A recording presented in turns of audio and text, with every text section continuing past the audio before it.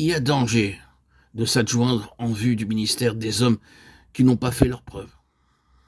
Et nous en trouvons l'illustration au chapitre 13 des Actes.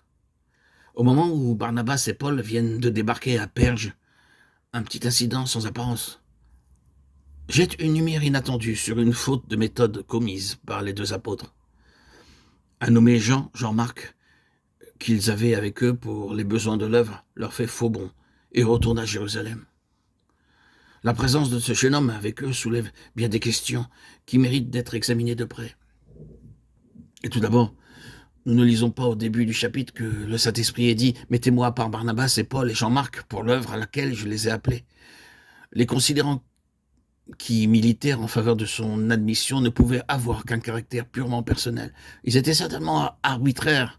L'occasion, un certain concours de circonstances furent sans doute les principaux facteurs qui entrèrent en ligne de compte. Jean-Marc était évidemment un jeune homme sérieux et plein de promesses. En tout cas, en apparence, au foyer familial, la piété était en honneur. C'est dans la maison de sa mère que se tenait, lorsque Pierre était en prison, la réunion de prière qui aboutit à la délivrance de l'apôtre. Autant d'éléments qui, sans doute, inclinèrent Barnabas à fonder de grands espoirs sur Jean-Marc et à penser qu'il y aurait peut-être profit pour eux à se l'associer pour le voyage. Mais malgré toutes les qualités qu'on pouvait mettre à son actif, un fait demeure. C'était un homme qui n'avait pas fait ses preuves. Et il était fatal que tôt ou tard, son côté faible apparût au grand jour. Mais, dira-t-on, pour faire ses preuves, il faut pourtant en avoir l'occasion. Pourquoi refuser celle-là à Jean-Marc ? N'y en a-t-il pas pour bien d'autres qui sont partis dans les mêmes conditions d'inexpérience et qui ont fait du bon travail ? C'est vrai, mais dans le cas qui nous occupe, il importait justement beaucoup, à cause du caractère spécial de l'œuvre qui les attendait, que les ouvriers fussent des hommes éprouvés et que ce fût le Saint-Esprit qui les choisit. L'avenir montra que la décision prise portait en germe non seulement la défection de Jean-Marc, mais un ferment de confusion et de discorde qui jette une ombre regrettable sur le seuil de cette grande époque. Quand la question de Jean-Marc se posa à l'aube du second voyage missionnaire, l'accord ne put se faire et l'on se sépara. Qui avait raison, Paul ou Barnabas ? Ah, il est oiseux de chercher à vouloir trancher ce point. Ils avaient probablement raison tous les deux. Paul avait raison de ne pas exposer leur deuxième entreprise au risque d'une récidive dans l'attitude de Jean-Marc, avec tous les ennuis que leur aurait causé un nouvel abandon. De son côté, Barnabas estimait sans doute que ce n'est pas parce qu'un jeune homme a manqué une fois qu'il faut lui refuser une occasion de faire mieux. En quoi il avait raison ? Pourtant, puisque leurs deux manières de voir s'excluaient l'une l'autre, on est bien obligé d'admettre ou bien un fléchissement de conscience chez l'un ou chez l'autre des deux apôtres, ou bien alors la réalité d'une faiblesse et d'une erreur à l'origine de cette collaboration de Jean-Marc. Par la première épître à Timothée, nous apprenons que Paul ne devait pas se départir de l'attitude de principe qu'il fut amené à prendre et qui nous est révélée dans cet épisode. L'idée qu'il se faisait du ministère auquel il avait été appelé était réelle, et qu'il ne voulait s'adjoindre que des hommes connus et éprouvés. Lorsqu'après quelques années, Jean-Marc eut fait ses preuves, Paul n'eut aucune objection à l'avoir comme compagnon de travail. Il donnera même des instructions pour qu'on le lui amène. Quand pour un travail en commun, c'est le Saint-Esprit lui-même qui suscite les hommes dont il a besoin, il est de la plus haute importance que la communion fraternelle ainsi constituée ne soit pas exposée aux aléas d'un recrutement inconsidéré. Un ouvrier sans expérience et mal affermi sera presque fatalement une cause de trouble.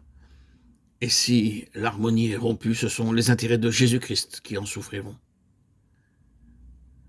Les candidats à l'œuvre de Dieu devraient trouver au sein de l'Assemblée, dont ils font partie, toutes les occasions qui sont nécessaires à une mise à l'épreuve en règle.